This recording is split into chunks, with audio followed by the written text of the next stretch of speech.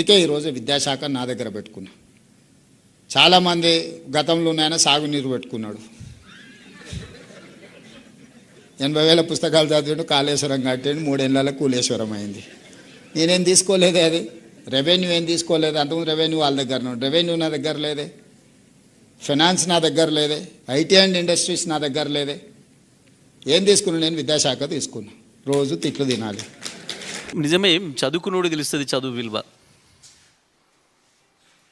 చదువు రానుల్లో కూడా తెలుస్తుంది. పాపం మా పిల్లలు చదువుకోవాలని తాపత్రయపడతారు. కొంతమంది చదువురాని తల్లిదండ్రులు కూడా మేము చదువుకోలేకపోయినాం, మా పిల్లలను చదువుకోవాలి అని చెప్పి తాపత్రయపడతారు. ఎందుకంటే చదువుతోనే వెలుగు, చదువుతోనే ప్రపంచాన్ని చూడగలుగుతాం. కాబట్టి కేసీఆర్ గారు చెప్పారు, చదువు విషయంలో కేసీఆర్ గారు ఒక మాట స్పష్టంగా చెప్పారు. ఒక్క తరానికి కనుక మనం సరైన విద్యను అందించి, నాణ్యమైన విద్యను అందించి, ప్రపంచంలో ఎవరితోనైనా పోటీ పడగలుగుతామన్న విశ్వాసాన్ని కనుక ఇచ్చి పంపిస్తే ఇక ఆ సమాజం తిరుగులేని సమాజం అవుతుంది అని చెప్పి, దాని కొరకే కేసీఆర్ గారు ప్రత్యేకించి గురుకుల పాఠశాలల్ని పెంచి, ఎందుకు అంటే గురుకుల పాఠశాల పైన ప్రజలకు విశ్వాసం వచ్చింది. ప్రత్యేకించి దళితులు, గిరిజనులు, బలహీన వర్గాలతో పాటు మైనారిటీలకు కూడా విద్య పట్ల ఆసక్తి పెంచి 1000 పైన గురుకుల పాఠశాలను పెట్టి, ఇవాళ మీరు చూసినారు తెలంగాణలో ఇవాళ ఎక్కడ మీరు ఏ జన్జీ స్టూడెంట్ను పలకరించండి, అద్భుతంగా ఇవాళ హైదరాబాదులో మాట్లాడుతున్న పిల్లలే కాదు, నువ్వు అది నల్గొండ పోతావా, కరీంనగర్ పోతావా, ఆదిలాబాద్ పోతావా, మహబూబ్నగర్ పోతావా, ఇంకెక్కడికైనా పో, ఆ పిల్లల్ని ఎవరినైనా మాట్లాడించు. నీ ఢిల్లీ పిల్లలకో ఇంకో పిల్లలకో తగ్గకుండా, నీ యూరోప్ పిల్లలకో ఇంకో అమెరికా పిల్లలకో తగ్గకుండా మాట్లాడుతున్నారు మన పిల్లలు. ఇవాళ ఛాలెంజ్ చేస్తున్నారు. మీరు మొన్న చూసినారు, హైదరాబాద్ వేదిక కూడా చూసినారు, ఢిల్లీలో కూడా పోయిన పిల్లల్లో చాలామంది మన వాళ్ళు మొత్తం కూడా మన గురుకుల పాఠశాలల పిల్లలే, పూర్తిగా మన గురుకుల పాఠశాలల పిల్లలు. అది ఎస్సీ గురుకుల పాఠశాల కావచ్చు, ఎస్టీ గురుకుల పాఠశాల కావచ్చు, మైనారిటీ గురుకుల పాఠశాల కావచ్చు. మొన్న మీరు ఇందిరా పార్క్ దగ్గర చూసినారు, వచ్చిన వేలాది మంది పిల్లలందరూ కూడా అందులో మెజారిటీగా మన గురుకుల పాఠశాల పిల్లలు.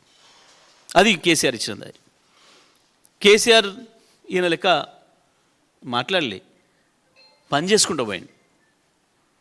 నా పిల్లలు నేను ఎదిగించాలి, నేను పెంచాలి నా సమాజాన్ని, ఆ ధైర్యంతోనే హిమాలయాలు ఎక్కింది, కిలిమంజారోకి పోయింది. అది కేసీఆర్ ఇచ్చిన విశ్వాసం పిల్లలకి. అక్కడాక పోగలిగారు. మీరు ఒకసారి చెక్ చేస్తే 2014 తర్వాత మొత్తం భారతదేశంలో ఉన్న అన్ని రిప్యూటెడ్ ఇన్స్టిట్యూషన్స్లో మన పిల్లలు జాయిన్ అయ్యారు. మొత్తం భారతదేశంలో ఇది పెద్ద మునగాని ఇన్స్టిట్యూషను, ఇలా మనకు తెలంగాణ నుంచి మనకు జనరల్గా అవకాశాలు రావు, ఇలా చదువుకోవడానికి పోలేరు అనుకున్న ఇన్స్టిట్యూషన్లో మొత్తం ప్రతి ఒక్కటి, అది ఏ ఐఐటి కావచ్చు, ఏ ట్రిపుల్ కావచ్చు, ఏమైనా కావచ్చు, అది ఏ బిజినెస్ స్కూల్ కావచ్చు, ఏ లా స్కూల్ కావచ్చు, ఏ మెడికల్ కాలేజ్ కావచ్చు, దేంట్లో కానీ మన పిల్లలు తెలంగాణ నుంచి మన గురుకుల పాఠశాల చదువుకున్న పిల్లలు పోయారు మొత్తం. కానీ మూర్ఖులకి ఏమర్థం అవుతుంది, చదువు విలువ ఏమర్థమవుతుంది? ఎవడో రాసిచ్చింది చదివితే మనసుతో వస్తాయి కదా, మనసులోంచి వస్తాయి కదా. రాసిచ్చింది చదివితే గట్టినే ఉంటుంది. అదేదో న్యూక్లియర్ చైన్ రియాక్షన్ లాగా నోటికి ఏది వస్తే అది వాగడు.